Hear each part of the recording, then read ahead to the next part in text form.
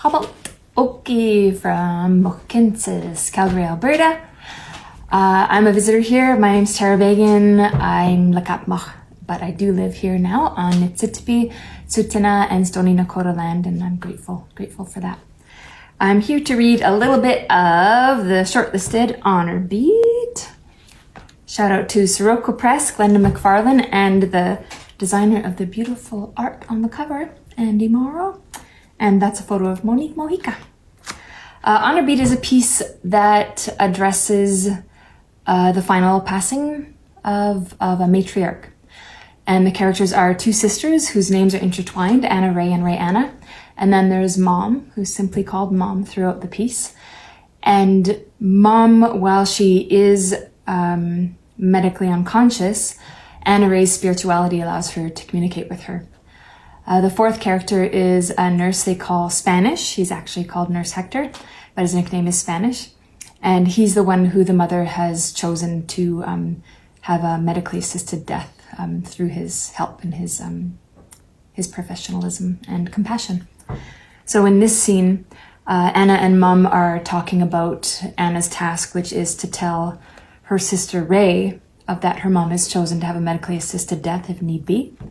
The trick that Mom has pulled is that she's also given Ray the same task. So both sisters know, but because they've become so distant from each other through various familial tensions, this is Mom's final way of looking after them as she passes.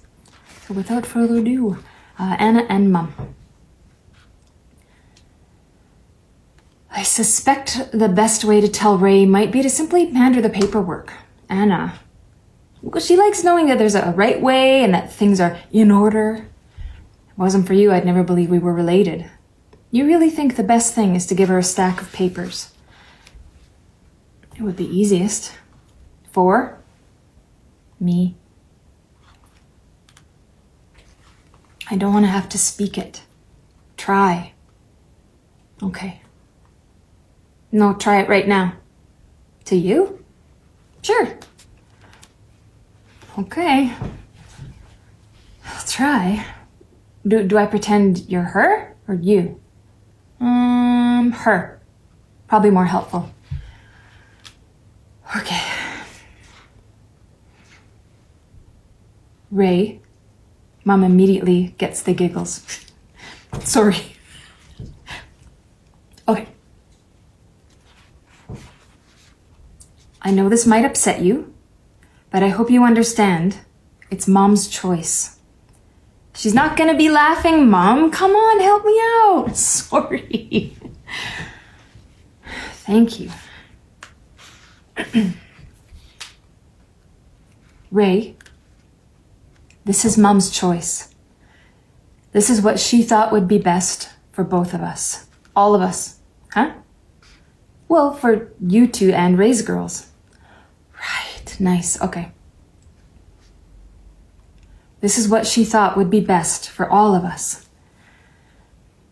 It's also why she thought the girls should stay at school. She thought it might be a bit much for them, exactly. Spanish is here because Mom chose him for a very big purpose. Too Oprah sounding. What? It isn't. Yeah, try something simpler.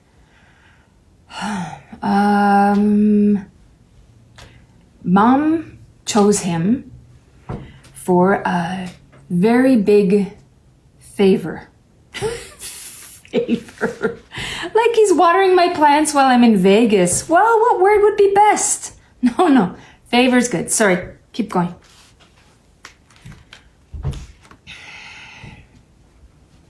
Spanish is very well respected by his colleagues.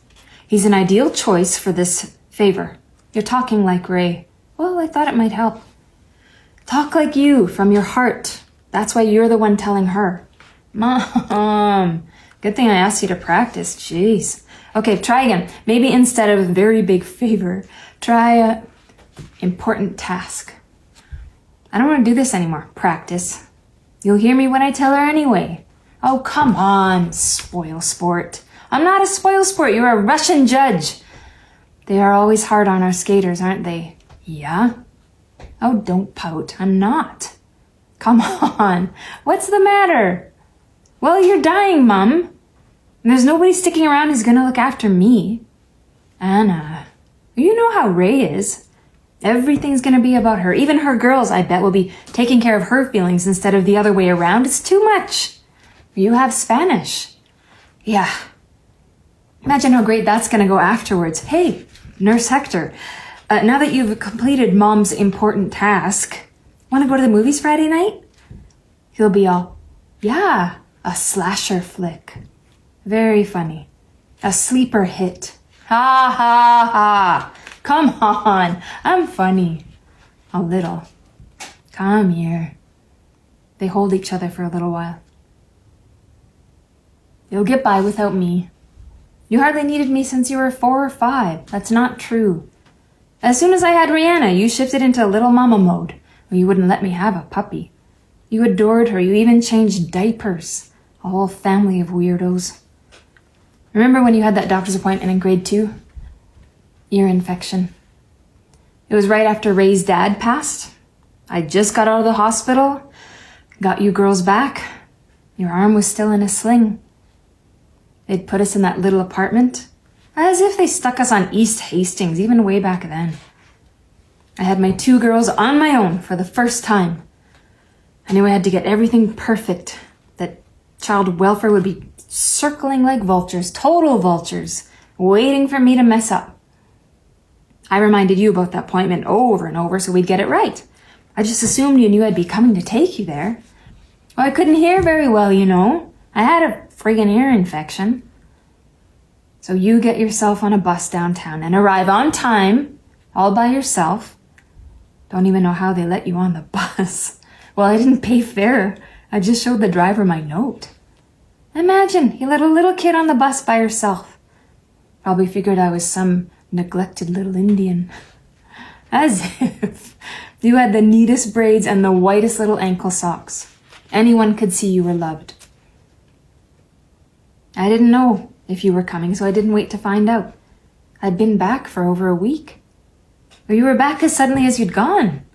I had no reason to think you'd stay. I'd been in the accident, Anna. You said yourself it wasn't an accident, not the way he drank. I'm sorry, Anna Ray. I know. He seemed like my only choice. That man, his ministry. When I ran from that school on my own, plumping up with you, I didn't think I'd ever have my own life. A single mom in the 1950s, and brown as you.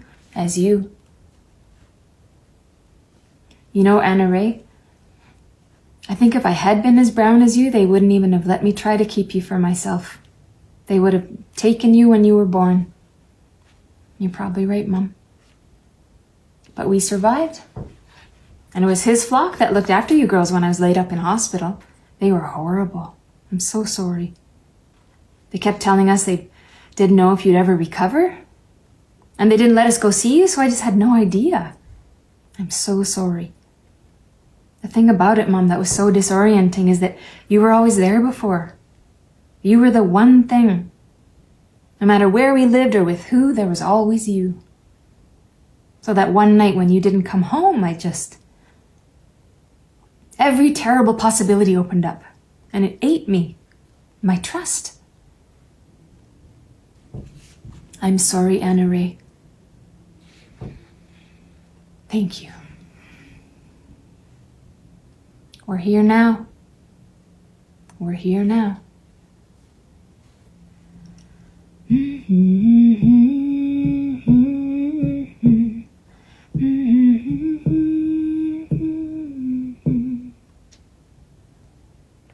That's the end of excerpt. That little humming at the end was a traveling song written by Pura Fay for the premiere production at Theatre Calgary, which was directed by the magnificent Michelle Thrush.